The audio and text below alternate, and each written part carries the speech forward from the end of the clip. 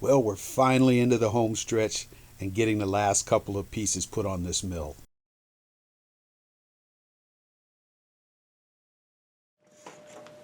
And we'll oil up this shaft. And there's a little groove here, and that lines up with that groove there. So, slide that up in there. And we'll come across over to here. And get our 2 bolts in. There's some alignment pins I have to get on there too.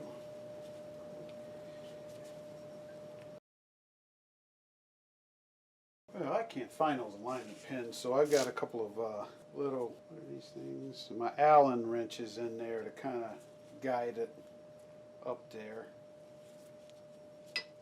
Okay, even though I can't find my alignment pins, I'll find them later or get some new ones. That slides in that one. That slides in that one. It's all tight. And now here's the proof in the pudding. If this goes up and down smoothly with that, it's lovely. Lovely. Okay. Made sure all this is lubed up. Now we'll get this sitting in here. I'm going to load this gear up with grease and we'll get that onto there. Alright, after further review, I wanted this gear on here and put that there so it doesn't get this grease everywhere. Put that there. And that goes there. Bada bing and bada boom. And now, another historic thing, let's get that table on there. Alright. And now, the bed.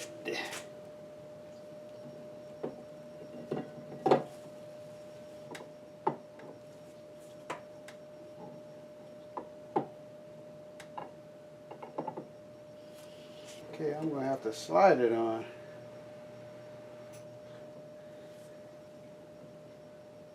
Go. Right. So we'll slide the gib in. A little bit of some friction. That's lovely. Alright. Alright, the alignment pin stayed in this bed, so that's kind of nice. So I'll just throw that on top of the alignment pins. Get the screws in.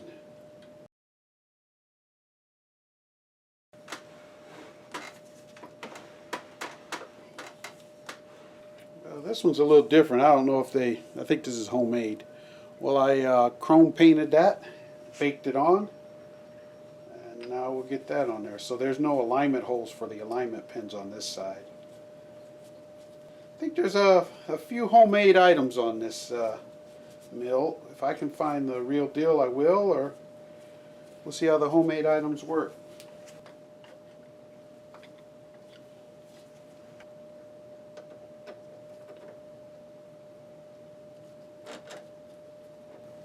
There's got to be something else in there, some sort of spacer.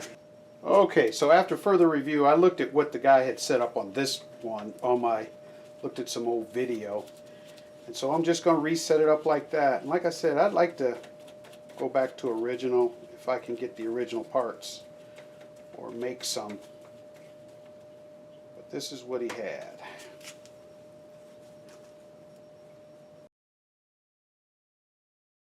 Okay, got the gibs adjusted. Boy, that thing's like butter. So now I will do the set screws and we'll give it a test drive. Alright, once again, history.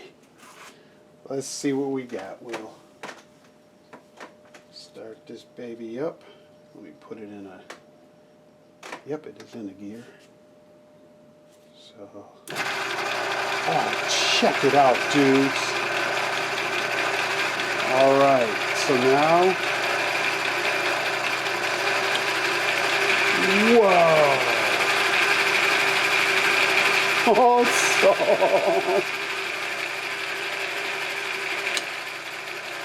whoa! I don't know if you can feed it the other way or not. Oh, I guess you can. Let's do that. Let's flip this around this way.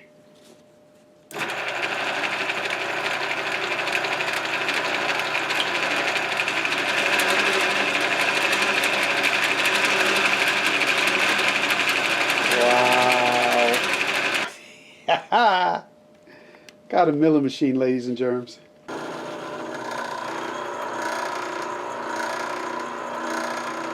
wobble it all in there.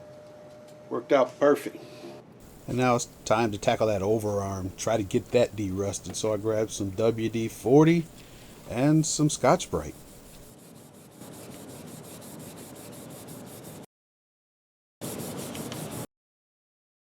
There's a couple of spots with burrs on it, so I grabbed some emery cloth.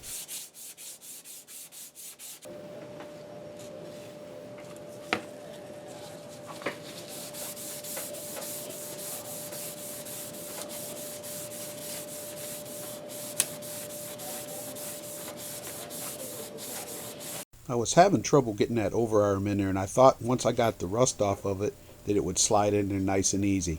But I was wrong. After struggling with this for a while, I decided I'm going to need to get that into the lathe and get it cleaned up. So I move on to other parts. Alright guys, on this door here, the little spring clip that holds it tight up against there is broken. So I have to try to make one. So I looked at another place where there's a spring clip on there and tried to find the shape of it. I bought some spring steel, that is, and I made a little die. I'm kind of proud of this. It's just something simple. Took a block and on my milling attachment on my lathe, I just kept doing plunge cuts until I got it down to the depth I wanted. And you can see that that fits in here. But what I did is I took it over to the press and I pressed this onto a screwdriver, and now I have the basic shape of that spring, and now I just got to figure out the rest of the shape of it and how to drill the holes in the right spot on here and get this to hold the door in. Well, I took it in the vise and bent it where it looks like, actually I checked it on the mill there to see how far. I bent that, and now I just got to make sure that it, just looking at everybody's pictures, they don't show them very quickly, but looking at it, it looks like that little rounded part lines up there. So I'll line that up, and then I will drill a couple of holes in it, cut it off, and let's see if it works. Alright, I got it on there, but it's a little high here, so I'm going to take that off and bend it down a little bit. Go for a second fit. Alright, got some partial success. I just kind of got it there, but the thing is it's still a little loose. I like it to, once it locks in there, stay there. But some more tweaking and finagling, and we'll see what we can come up with. Well, it took me a couple of attempts, you know, of painting, taking all the paint off, painting again. Anyway, I got it to where I like it now, and we'll get that on there. But what I'm going to do first is get some shrink wrap and shrink wrap these two leads. Put some shrink wrap on it. Put shrink wrap on it. Then put the leads on, and then put it in there. This one up here.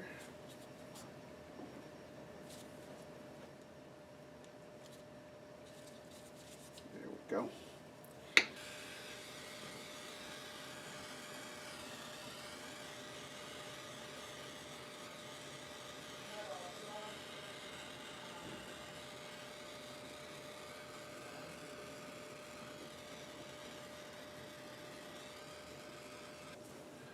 All right, so this ground, of course, is going to nothing. The real ground is going to the motor case back there. So I'll just tape this out of the way, and we'll get this thing in. Now guys, the reason you see me jumping from place to place, part to part, is when I get stuck, I move on to something else while I figure the other thing out.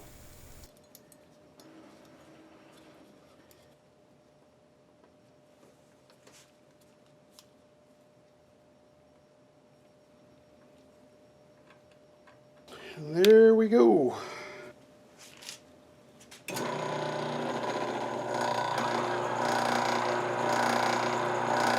Guys, I am so stoked. It is back together. It is a milling machine now. Now all I have to do, there's a couple of missing parts that I have to make, and I have to do some adjustments on it. And that will happen in the next episode. I thank you for watching. I hope you enjoyed it, and see you next one.